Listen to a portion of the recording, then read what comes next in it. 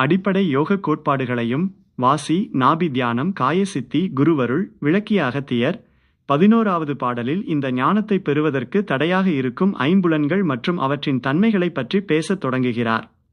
பாடல் 11 ஐம்புலன்களின் இயக்கம் மாயை.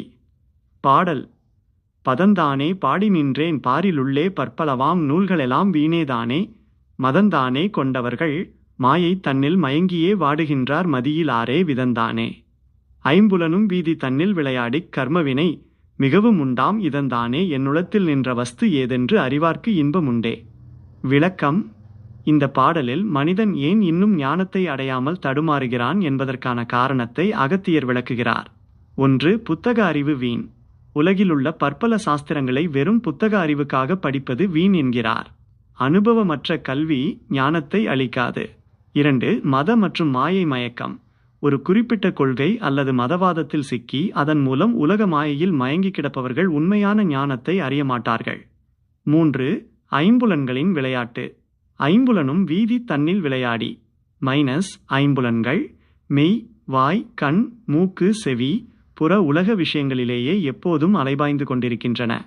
இதுவே ஒருவனை பிறப்பு இறப்பு சுழற்சியிலும் கர்ம வினையிலும் கார்மா பிணைத்து வைக்கிறது. 4. உள்வஸ்து. ஐம்புலன்களை அடக்கி உள்நோக்கி திரும்புபவர்கள் மட்டுமே என்னுளத்தில் நின்ற வஸ்து உள்ளே இருக்கும் தெய்வீக பொருள் எது என்று அறிய முடியும். அதுவே இன்பம், பேரின்பம், மெய்ப்பொருள், உள் அர்த்தம். புலன் அடக்கம். புலன்களை அடக்குவது என்றால் அவற்றை வெட்டுவது என்று பொருளல்ல. அவற்றை வெளிநோக்கிச் செல்ல விடாமல் அகத்தின் மீது திருப்ப வேண்டும். கர்மவினை. புலன்கள் ஈர்க்கும் ஒவ்வொரு ஆசையும் ஒரு கர்மத்தை உருவாக்குகிறது. புலன்கள் அமைதியடையும் போது புதிய கர்ம வினைகள் உருவாவது நின்று சாதகன் முக்தி நிலையை நோக்கி நகர்கிறான். பாடம்: அகத்தியரின் எச்சரிக்கை தெளிவானது. ஐம்புலன்கள் உங்களை வீதியில் புற உலகில் இழுத்துச் சென்று கர்ம வினைகளில் சிக்க வைக்கின்றன. புலன்களை அடக்கி உள்ளே இருக்கும் அந்த மெய்ப்பொருளை தேடுவதே உண்மையான இன்பத்திற்கு வழி.